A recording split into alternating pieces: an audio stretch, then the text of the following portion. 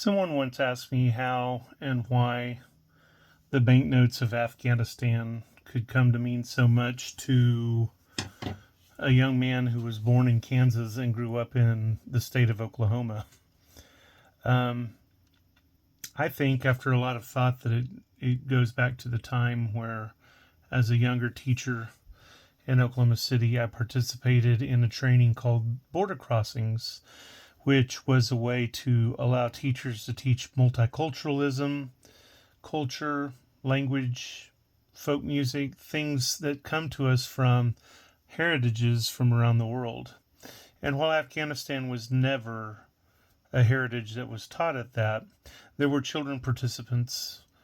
And one of the children participants was a little boy by the name of Yusuf, who I had the occasion to meet. And Yusuf didn't know that I had been told what his story was. And his story was that his father had been killed by the Taliban, and through the help of Catholic charities, his mother, his siblings, and Yusuf himself were relocated to Oklahoma. And I remember being impressed that, how nice it was for one religion to sit here and go all out and support the rescue of an innocent from another religion. And it touched my heart. And meeting this small boy at this workshop also touched my heart, for here was a young man who could speak English very well, considering he'd only been in the U.S. for less than a year, and who also spoke several dialects, but from what I understand, also spoke Pashto. And whenever I had the occasion to meet him, he told me his name was Yusuf. And I said, Yusuf, you and I have something in common. And he was like, oh, what is that? And I said, well, your name is Yusuf, which is a form of Joseph, and my name is Benjamin, which is a form of Benjamin. And they're both Bible names. And after he laughed about that, he wanted to be very clear that he was not Jewish. Even though his name was a Bible name. He then proceeded to give me the gift of a little toy. And I remember sitting here thinking, this child is so happy and seems to be adjusted and is so generous with what must be his few possessions that I took the gift so I wouldn't offend him. And I have just continuously been touched by the memory of this small toy that he gave me all those years ago. Yusuf is grown up now, and I haven't seen him for years. I'm not sure he would ever remember me, but I will never forget him. And with the events of the last few days and what is slowly becoming the unraveling of Afghanistan is very personally heartbreaking to me. There are points on both sides for how this should have never happened, and there are points on both sides for how what's happening now should never be allowed to happen.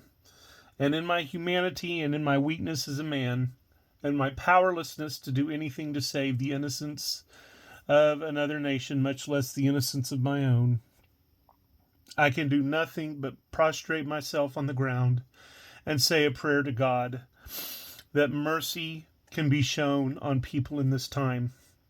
And whether you're religious or not, it would be well to think of the goodwill and the safety of others in our world, for I would want a similar mercy directed to me in the event that I ever require it. And for this reason, I have fallen in love with the nation of Afghanistan, and I will honor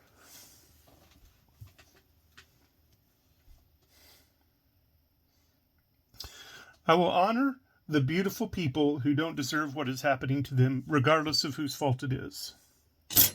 Please join with me as I share with you the largest denomination of banknotes that the nation of Afghanistan ever issued. They're very rich in history, and I'm pleased to share with you the 10,000 Afghanis of Afghanistan. I'm sharing with you tonight a PIC 63 A and B, banknote book 347. This is a note that is printed on paper, and it was printed by a couple of firms, and I'll explain that in a little bit more detail. You find it in a rainbow of colors, but predominantly in blues, greens, and reds. The note measures 171 by 76 millimeters. And on the face of the note, you will see a blank space to the left, which bears a watermark that duplicates this bank symbol right here, which I will also describe later on. There are some neat security features on this note. We have, of course, serial numbers in red on the left and on the right-hand side. And then just off center, there is a actually bright green security thread that has 10,000 in Western digits and some Arabic, which I'm going to make the assumption translates to Afghanis or to Afghanistan Bank. I hope my friends might share with me a little bit more about what that means. Undescribed in some of the resources I use from Krause, the Bank Notebook, and Wikipedia are the fact that there are embedded silken fibers that are red and blue, which is a lot like the silken fibers you would find in U.S. banknotes, strangely enough. But let's go ahead and get started with the design on the face of this note. Up here, we have the arms of the bank, or the bank seal, which consists of men on horseback, and underneath that a pair of cornucopias. So these notes are going to figure into another theme video I do of cornucopias. But the seal actually depicts at the center a tetradrachm from the Greco-Bactrian kingdom from the era of about 171 to 145 BC. And there is Greek text on it that actually translates to Basilius Megalo Eucratito, which those of you who have studied ancient language would know that Basilius stands for king, and those of you who speak English and know what mega means, mega still has the meaning of great or big, and then Eucratides is the name of the king, so it translates to the great king Eucratides.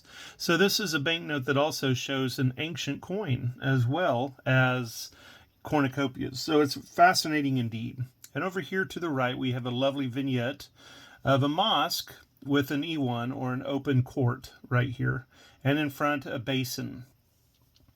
So this court, this mosque is the Friday Mosque that is found in Herat, and it was built in approximately 1200 AD by the Ghurids under Sultan Ghiyath al-Din Muhammad Ghori. It was added onto by the Kartids, the Timurids, the Mughals, and the Uzbeks. It seems to have originally been built on the site of what had originally been a Zoroastrian temple that was converted to a smaller mosque in about 700 AD. The basin, which you see right here in the foreground, is shown, and it actually dates from the Kart dynasty, and it was installed, it was installed by the Karts, who were, as a dynasty, established by the conquering Genghis Khan, who made them the rulers of this area. The Timurids began tiling the mosque's facade, and small changes were made after earthquakes and as new ruling dynasties showed up. The Iwan, which is this open hall that I talk about here, there's about 4 of them. One of them collapsed in the 18th century and was completely rebuilt. And a lot of the remodelings that occurred in the 20th century have brought the mosque to its present day appearance. More than 450 domes, many pillars, 12 to 17, maybe more minarets. It's truly a tiled wonder to behold. And interestingly enough, the first time the Taliban ruled, the mosque was banned entrance to this mosque was banned to any non-Muslim during the first rule of the Taliban, and probably if the mosque is allowed to remain, it will be closed off to non-Muslims again. Let's go ahead and take a look at the back of the note, where I can show you some neat things about the back of the note. I always wondered why they had a random arch here, and I thought, well, it's an arch. I saw Titus's arch in Rome, and then of course I saw the arch of the Triumph in Paris, and then of course I saw the arch in Seoul, Korea. So I thought, maybe that's just how the arch was, but in my research I discovered that this arch is the remnants of a mosque that was built in the region of this fortress, which is called the Kala-i-Bast. And there is a cobblestone road that joins the 3,000-year-old fortress with this arch. And tourists can descend into, I don't know, a 20-foot wide by about 200 foot deep. I don't know, well. Maybe it's a well or, just a hole in the ground. But there's little rooms off to the side and a spiral staircase that takes you all the way down to the bottom.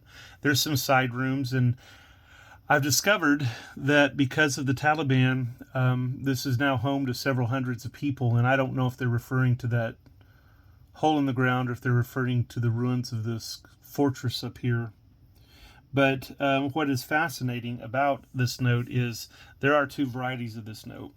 This note is the A variety, and you can see the space that outlines Da and Afghanistan and Bank are all connected. There is no division between Da and Afghanistan. And apparently that indicates who issued the note, because a completely identical note, and this is it, a completely identical note, except for the Da being completely separated from Afghanistan Bank, indicates the issuance by another leader. The note, this note right here with the separation, was printed by DLR, and the note where the Afghanistan Bank is all in one writing was printed by Goznak out of Russia. These notes remain the largest denominated notes issued by Afghanistan to date, and they're a poignant reminder of everything these people have endured for thousands of years. And unfortunately, as a people, they must continue to endure hardships. And I just hope that the world will not forget the dear, innocent people of Afghanistan. Have a jewel of a day and pray for the peace of Afghanistan.